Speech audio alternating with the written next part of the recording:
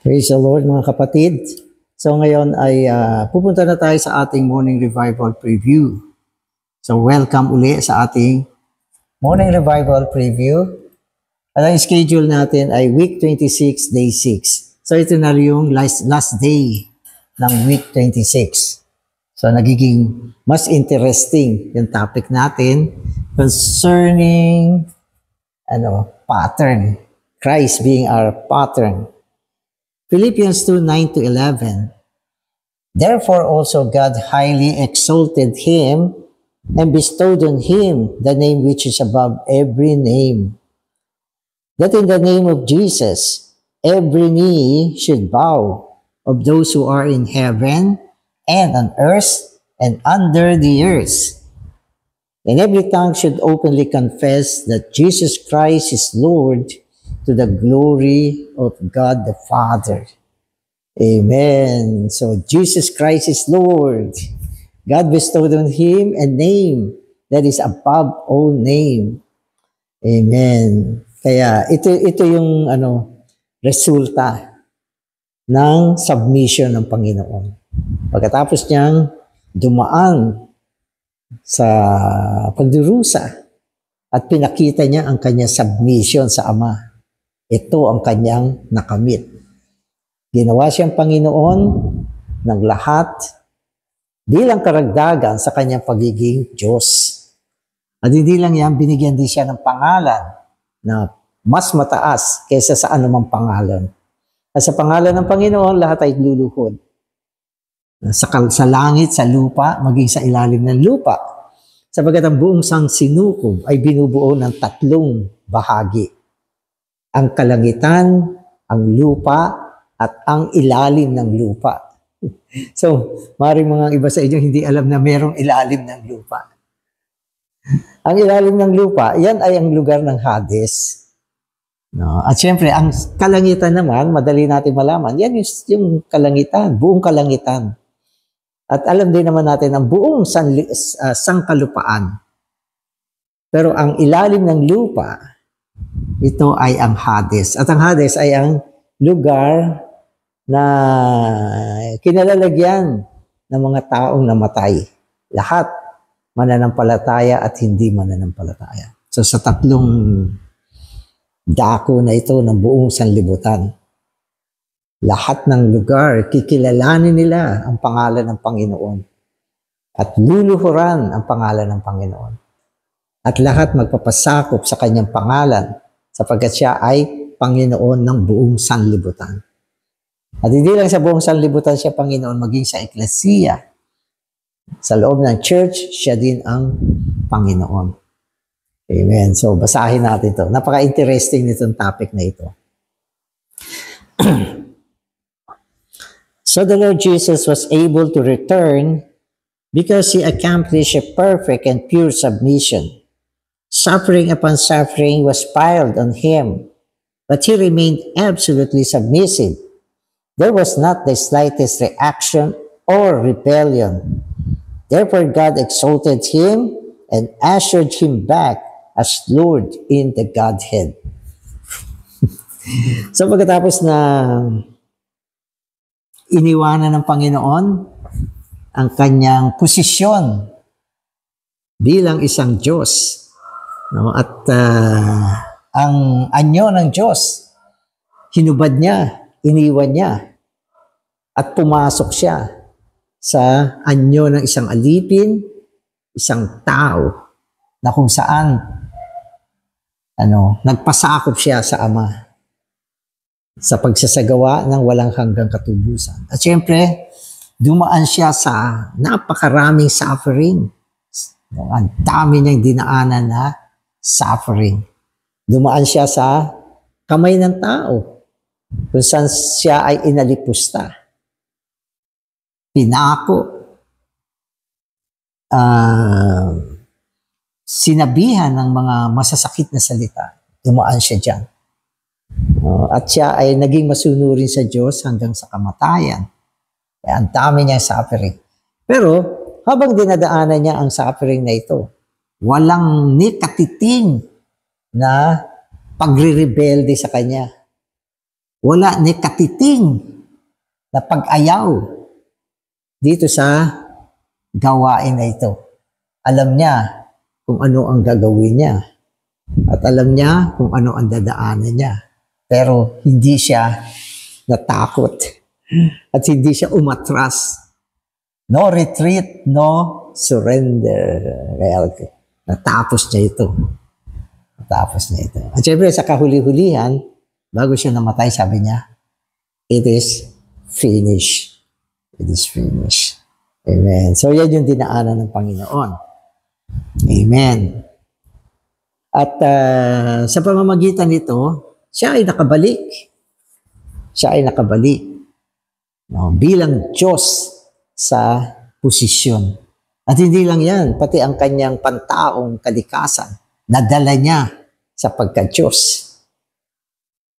Kaya pagkatapos ng kanyang dinaanan, siya ay nakabalik at hindi lang sa isang posisyon ng anak, kundi bilang Panginoon na nasa loob ng tres-unong Diyos o nasa loob ng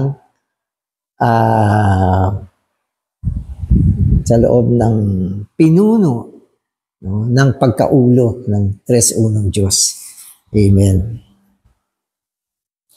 This was not just a refilling of what had been emptied, but the ushering of a man into the Godhead by the Father.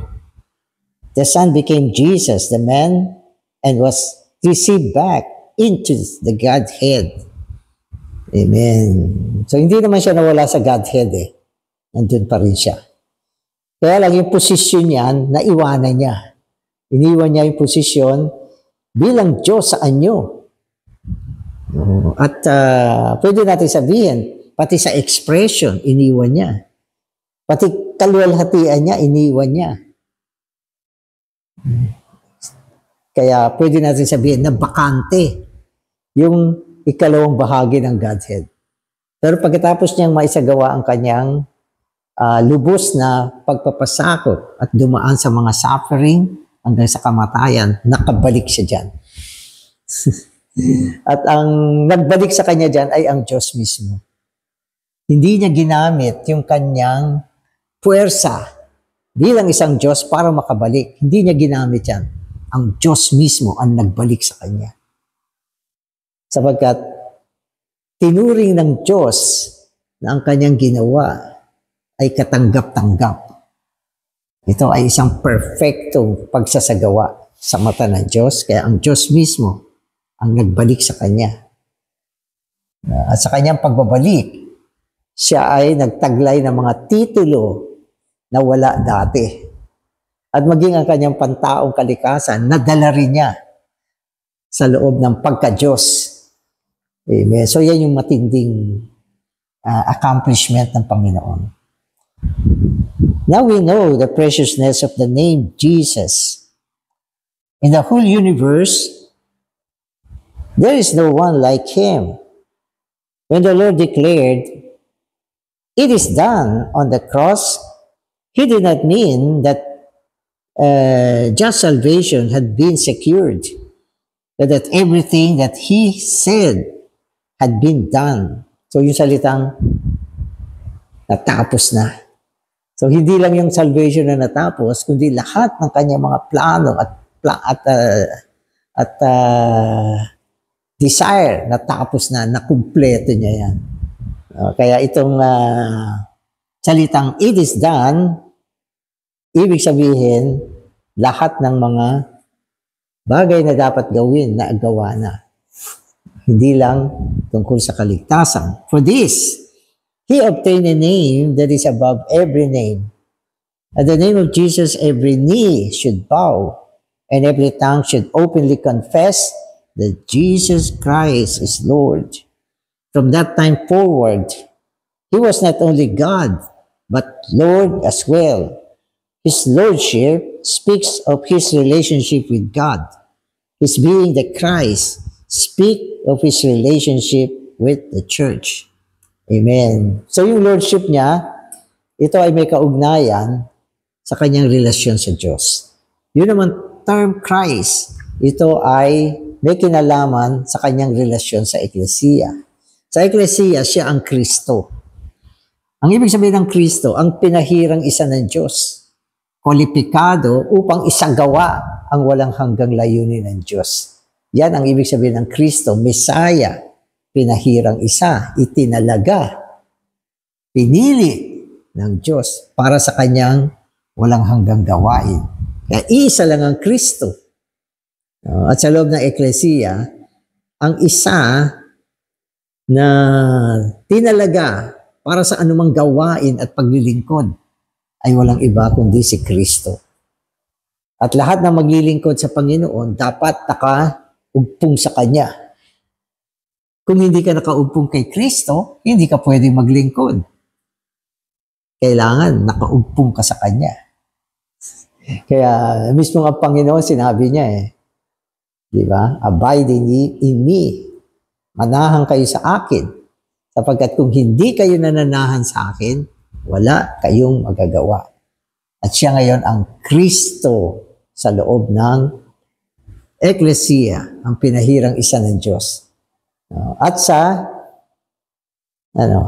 kanyang relasyon naman sa Diyos, siya si Jesus.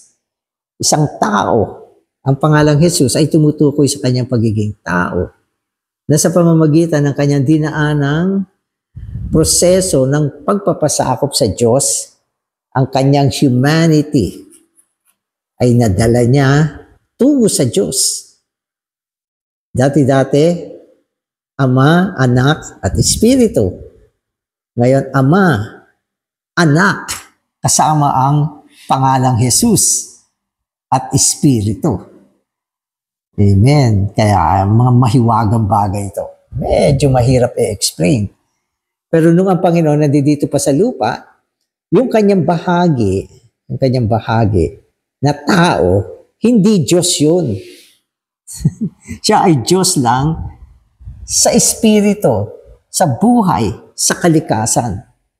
Pero yung kanyang pagiging tao, na kung saan isinilang ni Maria, pwede natin sabihin, hindi pa Diyos yun. Kailangan dumaan pa yun sa isang proseso upang maianak, matanggap ang proseso ng pagiging Diyos. Kaya nung nakumpleto na ng Panginoon yung kanyang proseso, di ba nag-declare yung Ama? Sabi niya, ito ang aking bugtong na anak. Ito ang aking bugtong na anak. Yung sinabi niyang bugtong na anak o anak, tumutukoy yan hindi lang sa Panginoon sa bahagi ng kanyang pagiging Diyos, kundi ito ay tumutukoy din sa bahagi ng kanyang humanity. Kumpleto. Siya ay tao, yung kanyang humanity, naging Diyos. Siya ay Diyos sa buhay at kalikasan, dalawang nature, tao at Diyos. Pero pagkatapos niyang makumpleto, pati yung humanity niya, na-proseso siya, na-consummate siya. Ang lalim. Amen. Amen. When the Lord came forth from God, He did not intend to return by His deity. Rather, He intended to return through His exaltation as a man. This is how God maintains His principle of submission. Amen. So talagang suicide ito. Siya ay lumabas sa kanyang posisyon bilang Diyos, sa kanyang anyo bilang Diyos, lumabas siya dyan. Wala siyang plano na bumalik uli dyan gamit ang kanyang pagka-Diyos o kapangyarihan niya bilang Diyos. Wala siyang planong ganyan. Tuloy-tuloy, napakatibay ng kanyang desisyon na babalik siya sa pamamagitan ng pagkukumpleto ng proseso na haharapin niya.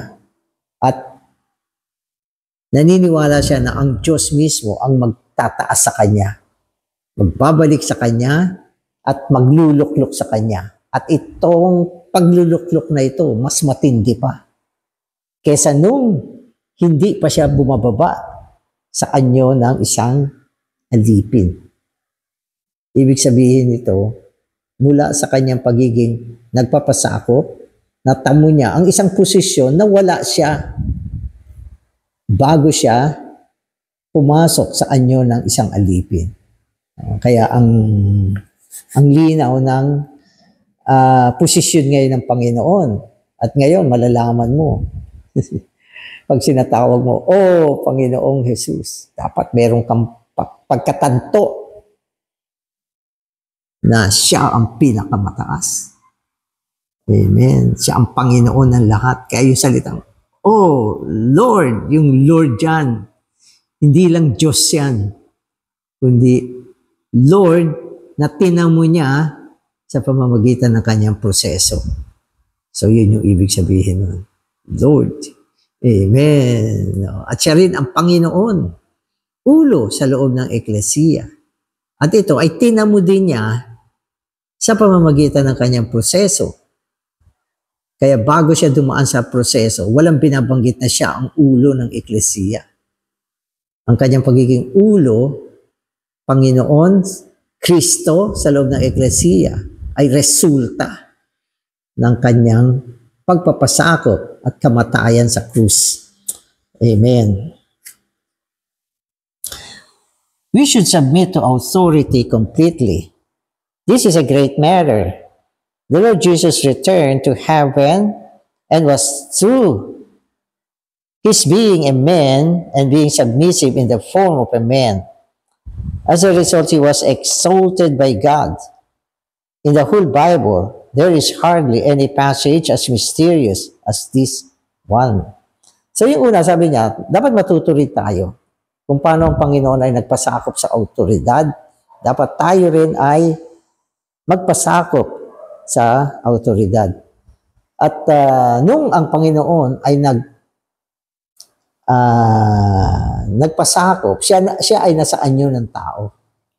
Kaya ni-recover niya ang pagpapasakop at ang pagiging masunurin sa tao. Kaya ang ganda yung picture na ito. Hindi siya nagpasakop. Nung panahon na siya ay wala pa sa anyo ng tao. Hindi siya nagpasakop dyan. Kundi ang kanyang pagpapasakop na binabanggit dito, yung kanyang pagdurusa at kung paano niya nilikha ang pagpapasakop at pagsunod, ito ay ginawa niya nung siya ay nasa anyo ng tao. Kaya binigyan tayo rito ng pag-aatas. Dapat tayo rin ay matutong magpasakop sa autoridad. Kasi bilang tao, nabubuhay tayo dito sa ibabaw ng lupa. Maraming mga autoridad sa itaas natin na dapat magpasakop tayo dyan. Dapat kumikilala tayo ng mga autoridad. Na hindi pwede na nandito ka sa lupa, wala kang kilalang autoridad at wala kang pagpapasakop. Hindi lang sa Diyos. Hindi lang sa Diyos. Maging sa lipunan. Maski sa kalye. So, naalala ko nung nagda-drive kami, merong traffic enforcer. Sumenya siya ng ganon. Huminto kami. Siyempre, naka-uniform siya. Meron siya autoridad. At nakipag-usap kami nang merong pagkilala. Bagamat alam ko yung mga sinasabi naman niya ay walang dating. Pero dahil naka-uniform, medyo maayos ang pakikipag-usap namin. Mga estudyante sa loob ng paaralan, maraming autoridad dyan. Na kailangan kilalanin natin at meron tayong pagpapasakop sa kumpanya, sa trabaho. May mga autoridad dyan, mga taong nasa itaas natin na kailangan meron tayong pagpapasakop at pagsunod. Sa pamilya, meron, lalo na. Di ba? Sa pamilya, ang mga nakakatanda, anak, sa magulang, ang magulang ay autoridad ng mga anak yan. Kailangan kilalanin natin yan at meron tayong pagpapasakop. Maski yung mga lolo, lola, tayo mga may asawa, may mga in-laws, kailangan respetuhin din natin yan. Sapagkat yan ay magulang ng asawa natin. Kung wala yan, wala yung asawa natin. Kaya kailangan may pagkilala ka rin sa kanila. Autoridad din yan. No? Sapagat sa mundo, ang hindi kumikilala ng autoridad, no, ay mailalagay, no, sa kasalanan ng pagre-rebelde. At sinasabi sa atin, ang kasalanan ng pagre-rebelde ay katulad sa kasalanan ng pangkukulam, karumal-dumal. At hindi lang yan, sa loob ng eklesiya. May mga autoridad dyan na kailangan kilalanin din natin. Maski sa gawain ng Panginoon, meron ding autoridad dito na kailangan magpasakop din tayo. So, maski saan ka pumunta, may autoridad. At ang huwaran natin, ang ating Panginoon ay nagpasakop. Nagpasakop siya. At maging nung nandito ang Panginoon sa lupa, hinanap siya ng kanyang ina, ang ina ni Jesus na si Maria. Sumama siya, nagpasakop siya. Ibig sabihin, kasi anak siya sa kanyang aspekto ng pagkatao. Kaya nagpasakop din siya. At maging nung nandito siya sa lupa, hindi niya binalahura itong mga pinuno ng itong mga, alam mo, itong mataas na saserdote. Ginalang ng Panginoon yan. Hindi siya nagsalita ng mga salitang paghuhusga. Maski alam niya na may mga problema yung mga tao na yan. Kaya sabi niya rito, tayo mga tao dapat marunong magpasakop sa autoridad. Amen. Amen. Philippians 2:5-11. The Lord bade farewell to his divine form. He did not return in just his divine form, because he had put on the flesh. In him, there was no trace of disobedience. Consequently, he was exalted by God in his humanity. He stepped forth to give up his glory. He returned to reclaim his glory. Yeah, so, give up niya yan. Yung glory na yan. Give up niya yung form, yung anyo. Dahil siya ay pumasok sa anyo ng laman, bagamat siya ay pumasok sa anyo ng laman, wala siyang pagsuway. No? Hindi siya sumuway sa Diyos. No? Sapagat alam natin, ang tao, bago siya natisod, hindi siya tinawag na laman. Subalit pagkatapos niya matisod, siya ay naging laman. Ang ibig sabihin ng laman, okay, ay ang natisod na tatlong bahagi ng tao. Kaya ang tao ay tisod. No? At kaya siya natisod, siya ay disobedient. Hindi siya marunong sumunod sa Diyos. Pero ang Panginoon, naging laman siya. Pero sa kanyang pagiging laman, walang disobedient. Perfect. No, ang kanyang pagbaba, no, mula sa anyo ng Diyos, bumaba siya, kinuha niya ang anyo ng tao, ang anyo ng laman, pero perfect pa rin siya. At dahil diyan, nakabalik siya. At siyempre, bumalik siya nung matapos na yung kanyang misyon. Hindi siya bumalik nang hindi natatapos yan. Sapagat kung hindi niya tinapos ang kanyang misyon, hindi makakalikha ng totoong pagpapasakop dito sa buong sansinukob.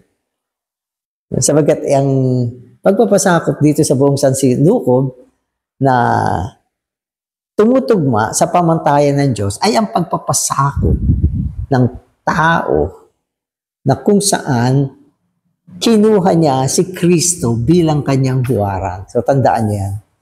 Maring meron kang pagpapasakop, pero saan nanggaling yan? Pag sa sarili mo lang, ano yan, below standard. Kung meron kang pagpapasakop, dapat yan ay nanggaling kay Kristo na ating huwaran. At ang pagkuha naman kay Kristo bilang huwaran, hindi ang paggaya. Naku, nagpasakop ang Panginoon, ako na rin, magpapasakop ako. Ano yan? Yan ay natural. No? Ang pagpapasakop natin ay isang pagpapasakop mula kay Kristo. Yun ang ibig sabihin ng huwaran. Isang pakikipag-isa kay Kristo. Isang pagpapasakop sa loob ng buhay ni Kristo. Isang pagpapasakop na nanggaling sa ating pinaghalong espiritu na kung saan ang ating espiritu ay nakaugnay sa Panginoon. Yan ang pagpapasakop. Sa labas niyan, hindi totoo yan. No? Kailangan ang pagpapasakop natin ay makapasok doon sa pagpapasakop na nilikha ng Panginoon sa pamamagitan ng kanyang pagdaan sa proseso na ito. Ibig sabihin, nung dumaan siya sa pagpapasakop na ito, lumikha siya ng isang pagpapasakop na nasa loob ng buhay, ang buhay na naipako sa krus at dinala sa loob natin. Kaya pag hindi ka pumasok sa buhay na yan, nakiisa, hindi mo hinayag yung buhay na yan, ano meron ka? Pagre-rebelde, rebellion, isang kasalanan na karumal-dumal na katulad ng kasalanan ng pangkukulang. Amen. All of this was accomplished by God. We need to have the mind in us, which was in Christ Jesus. Whoever knows this principle of submission will realize that no sin is uglier than rebellion and that nothing is more important than submission. Only when we see the principle of submission can we serve God. God's principle can be maintained only by submitting in the way that the Lord submitted. Once there is rebellion, we are in the principle of Satan. So magka-contrast ito. Submission at saka rebellion. Ang rebellion, okay, ay tumutukoy sa pagsalansang sa autoridad. Dalawang bagay ang madalas binabanggit ko dito. Submission at obedience. Siyempre, pag merong submission, merong obedience. Pero ang submission ay mas malalim kaysa sa obedience. Alam niyo ba yun? Ang obedience ay ang pagsunod. Sumusunod ka. At ito ay ang pagtalima. Sumusunod. Pero ang submission ay nasa loob mo. Ibig sabihin, ang submission ay isang pagkilala sa autoridad. Mula sa loob mo, kinikilala mo ang isang autoridad. At ito ay kinikilala mo na mas mataas kaysa sa iyo.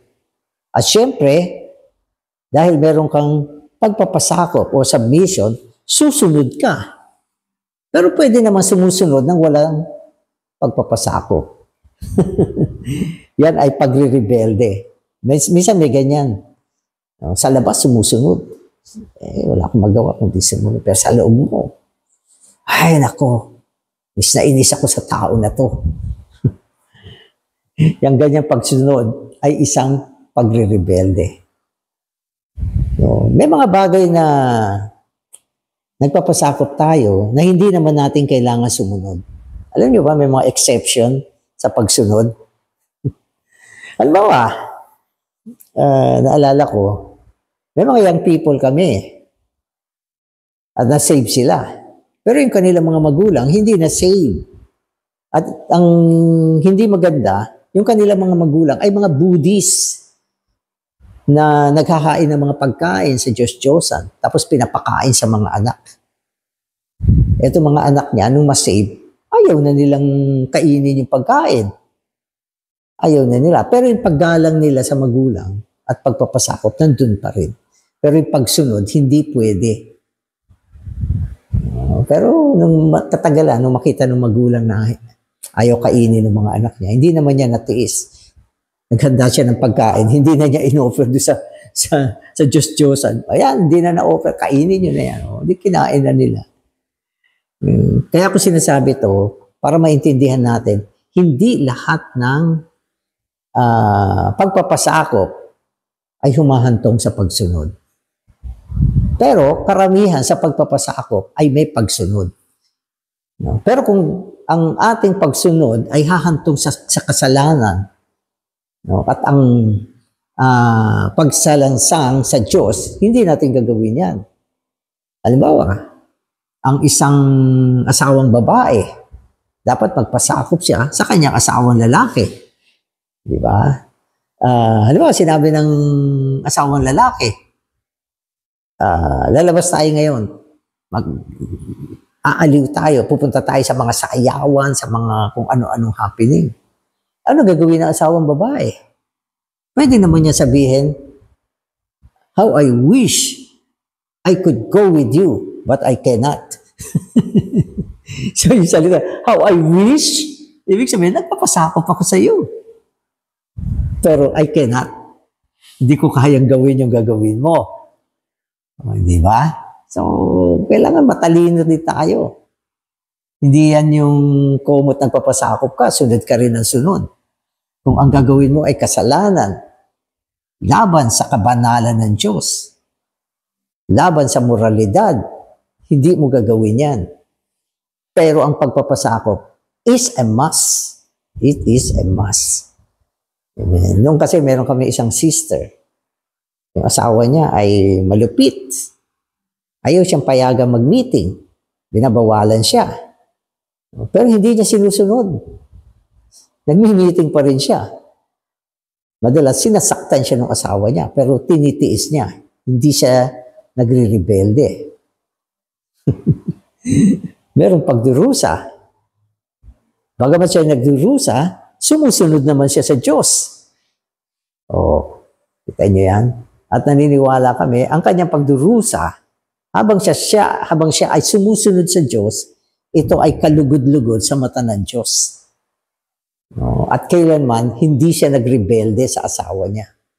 Bagamat malupit yan. Hindi siya nag-file ng annulment.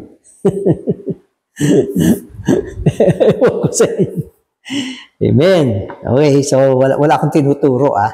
Sinasabi ko lang yun, nakita ko. Amen. Amen. So the Lord's obedience was learned through suffering. True submission is found when there is still obedience in spite of suffering. So ito daw yung true submission. Minsan, mahirap ang submission. Sabagat sa panahon ng submission, madalas nakaka-encounter tayo ng suffering. Lalo na, yung submission din natin sa Panginoon. Nagpapasakop tayo sa Panginoon. Okay, pero sa ating pagpapasakop sa Panginoon, tayo ay dumaranas ng mga pagdurusa. Pero sabi niya, ito yung totoong submission. Sa kabila ng pagdurusa, kaya mo pa rin magpasakop. Amen. So, kanina, binigay ko yung mga example na bagamat may pagdurusa, walang rebellion at merong pagpapasakop at kadalasan meron din pagsunod except sa mga bagay na laban sa kabanalan ng Panginoon. Amen. A man's usefulness is not in whether he has suffered, but in whether he has learned obedience in suffering. So maganda ito sinabi rito. Ang isang tao, ang kanyang pagiging kagamit-gamit sa Diyos, ay hindi naman dahil siya ay nagdusa. Ang pagdurusa ay isang, pwede natin sabihin, common na bahagi ng tao. Ang believer, unbeliever, lahat dumadaan sa mga pagdurusa sapagkat yan ay bahagi ng tao na nabubuhay sa mundo. Subalit, ang pagdurusa na hindi dumaan sa submission ay kulang. Kulang yan. Sapagkat kung ang iyong pagdurusa ay marami, pero hindi naman umabot sa pagpapasailalim, pagpapasako, ibig sabihin, hindi ka pa kagamit-gamit sa Panginoon. So, yun ang sinasabi dyan. Sapagkat ang totoong pagpapasakop ay tinetesting ng pagdurusa. Sapagkat kung walang pagdurusa, madali lang magpasakop. Walang, hindi matetest yung iyong submission. ang Panginoon na-test ang kanya submission sapagkat dumaan siya sa matitinding pagdurusa. Sa kabila nun, hindi siya umatras. Hindi siya nagrebelde. Wala ni katiting na pagtanggi, kundi tuloy-tuloy ang kanyang pagpapasakop. At ang kanyang pagpapasakop ay pagpapasakop sa Diyos at maging sa tao sa kabila ng pagdurusa. Kasi sinasabi niya, kung pagdurusa lang meron ka, kulang yan. Kulang yan. At kung meron ka namang pagpapasakop, wala namang pagdurusa, kulang din yan. So maraming pagpapasakop na walang pagdurusa. Halimbawa, ang isang asawang babae, napakabait ng kanyang asawang lalaki. Nagpapasakop siya. Wala naman siyang pagdurusa doon. Dahil ang bait ng asawa niya eh. Di ba? Buong sweldo binibigay sa kanya. Hindi ka pa magpapasakop niyan. So yun yung ibig sabihin. So walang challenge, anong pagpapasakop na yan, hindi yan sapat. Hindi yan sapat para ikaw ay magamit ng Panginoon. So yun ang ibig sabihin. Kaya ang Diyos, nag-a-arrange siya ng mga sitwasyon sa buhay natin upang dalhin ang ating pagpapasakop sa gitna ng mga pagdurusa na inayos ng Panginoon sa atin. So yun yung ibig sabihin yan. Amen. Amen. Okay, so if the heart is not softened, the suffering will not go away. Oh, kung ang puso daw ay hindi napalambot, ang pagdurusa hindi mawawala. Ibig sabihin, mananatili siya. Ang ibig sabihin nito, ang pagdurusa ay ginagamit ng Diyos para palambutin yung puso mo at maging nagpapasakop kang tao. Sino ba ang hindi nagpapasakop? Yung matitigas ang puso. Matitigas ang puso, hindi magpapasakop yan. Ang tigas kasi ng puso niyan eh. Kaya minsan may mga anak na ganyan eh. Walang pagpapasakop sa magulang, ang tigas ng puso. Yung magulang pang lumalambot, kaysa yung anak mas malambot. Kaya anong gagawin ng Diyos? Bibigyan sila ng mga suffering, ang dami. Ayaw pa rin lumambot, suffering uli. Matigas pa rin, suffering na naman.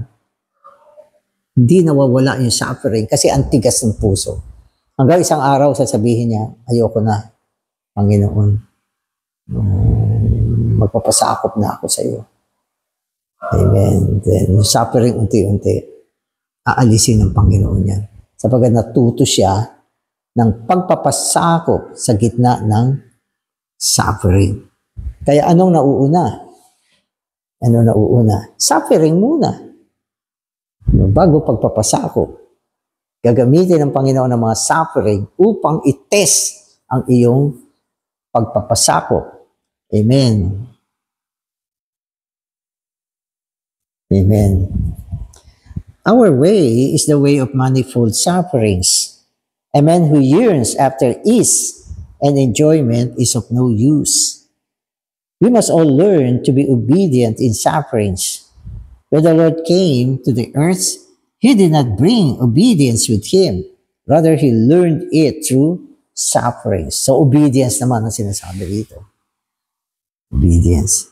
Kung ang isang tao, ang hinahanap niya ay laging saya, kaginhawaan, ayaw niya ng mga suffering, ang taong ito ay hindi magagamit ng Diyos kasi yun lang ang gusto niya. Yun lang kanyang hinahanap. Kaya dahil dyan yung buhay niya ay walang katapusang naglalakbay sa mundo. Suffering, ayoko nito, pupunta ako sa ibang lugar. Suffering na naman, ayoko dito, pupunta ako dito.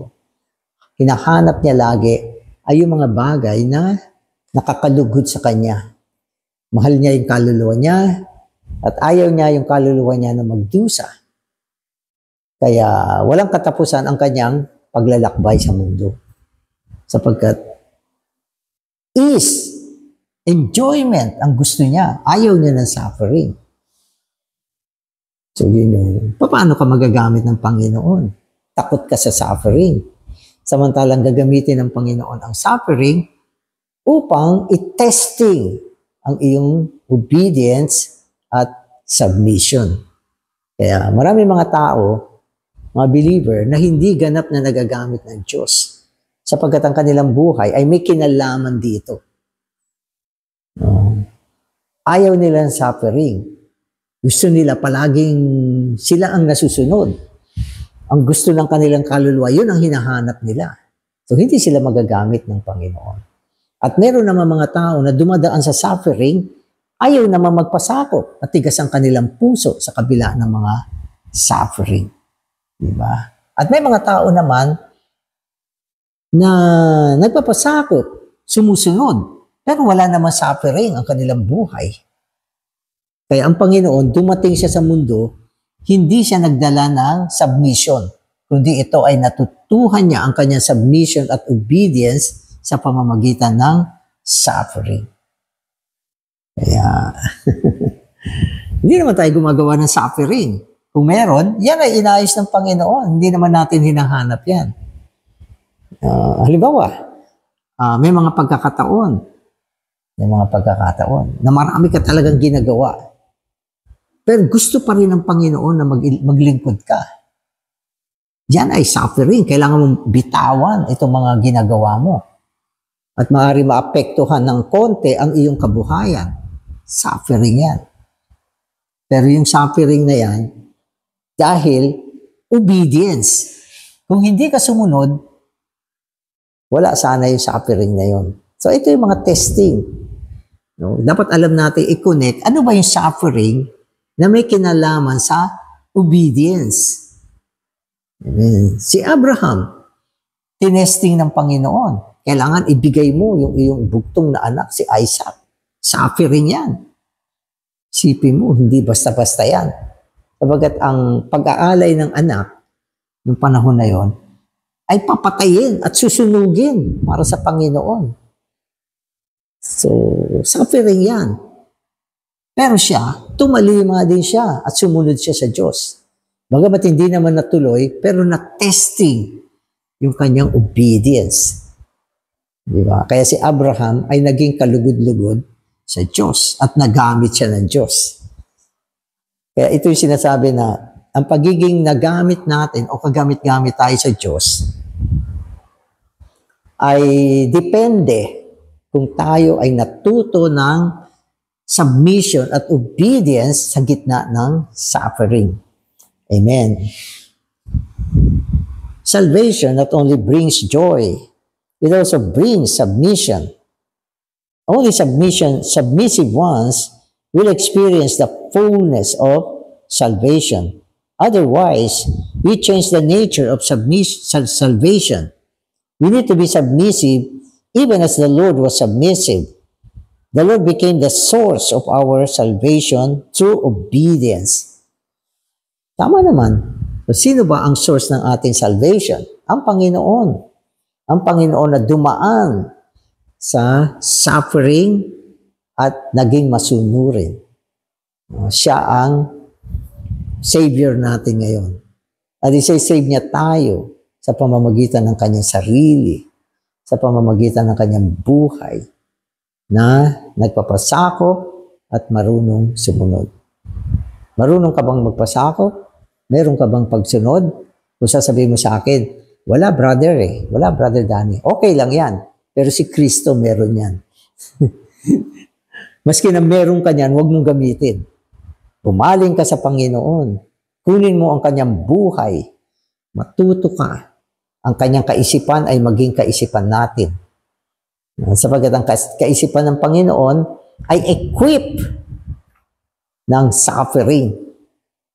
Kaya mayroong verse na ginamit si Peter Dapat daw ang isang naglilingkod sa Panginoon should be equipped with a mind to suffer. Alam niyo ba yun?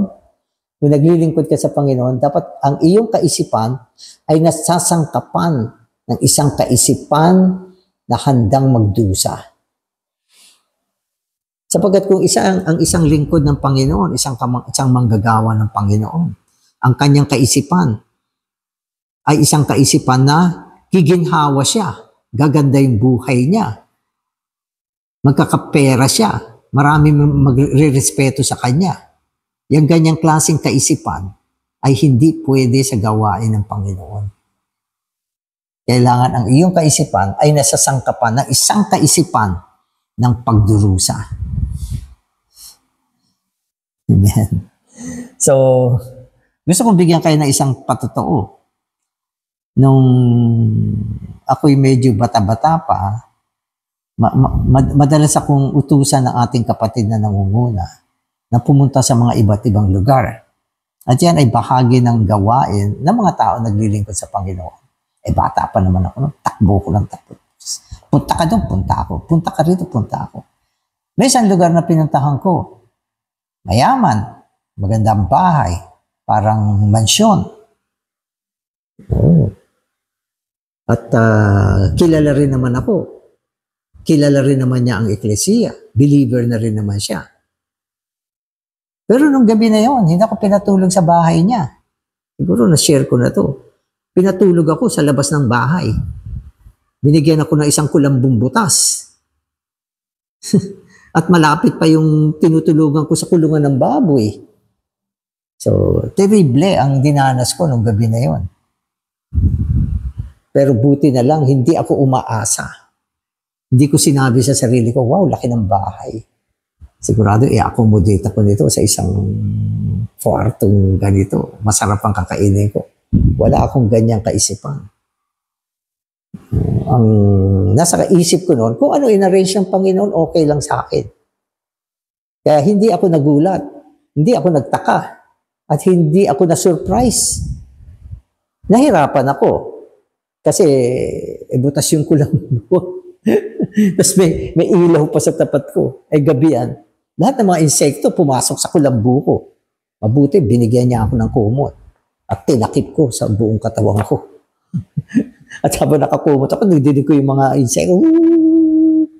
Pagdamag, hindi ako natulog. The good thing, walang insektong dumapo sa skin ko. Baka kung meron nun, nung gabi din na yun, nag-evacuate na ako. Sapagat ayoko ng insekto na dadapo sa balat ko. Pero hindi ko lang din alam. Baka may grace ako sa Panginoon, kayanin ko din. Sabagat ang mga pagdurusa naman natin ay sinusuportahan ng biyaya ng Panginoon. So marami mga ganyan. May isang beses naman, nagpunta ako sa Bagulin. Bagulin. Tama, Bagulin yung lugar. May mga kapatid doon, madilim na nung nagpunta ako doon. Wala na palang sasakyan pabalik, palabas.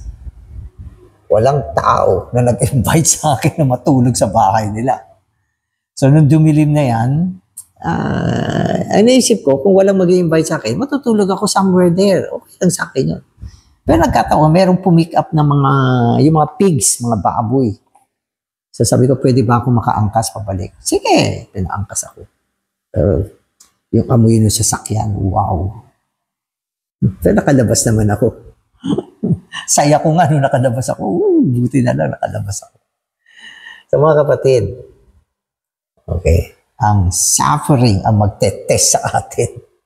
So ayoko magkwento ng mas marami pa. Nang ibig sabihin dito mga kapatid, ang isang naglilingkod sa Panginoon, dapat ang kaisipan mo pa lang ay nakaset na sa pagdurusa. Kung hindi ganyan, paano ka magagamit ng Panginoon? Diba? Baka dumating pang panahon, magalit ka sa Diyos. Amen. Okay, so, tapusin ko na to. Amen. Amen. God save us with a hope that we would submit to His will. When one meets God's authority, submission is a simple matter. And knowing God's will is also a simple matter. Because the Lord, who was submissive throughout His life, has already given us His life of submission. So maganda itong sinabi rito. Mga kapatid, ang buhay natin ay buhay ng pagpapasakop. Ito ay hindi isang buhay na nagmamalaki. Hindi ito isang buhay na nagtataas. Kundi ang binigay niyang buhay sa atin ay buhay ng pagpapasakop. At ang pagpapasakop ay natututuhan natin sa pamamagitan ng buhay na ito. Ang buhay na ito na dumaan sa maraming kapigatian, maraming suffering. Pero sa kabila niyan, kinaya niya at siya ay nagpasako. Kaya yung buhay na yan nasa atin ngayon. Kaya ang ating buhay na dapat matutuhan ay ang kunin si Kristo bilang ating huwaran. Amen. Amen. Salamat, Panginoon. Ikaw ang aming huwaran. Sa aming sarili, wala kaming pagtitiis. Wala rin kaming pagpapasako. At ang kalikasan ng pagre-rebelde ay dinala ni Satanas tungo sa amin. Subalit nagpapasalamat kami, Panginoon, sapagkat ang buhay na dinala mo sa amin, isang buhay ng pagpapasako, isang buhay na dumaan sa krus, isang buhay na may kalakasan upang magpasakop sa gitna ng anumang uri ng pagdurusa. Salamat din sa iyong biyaya. Wala sa iyong biyaya, kami ay natutustusan mo ng kalakasan sa lahat ng panahon. Amen.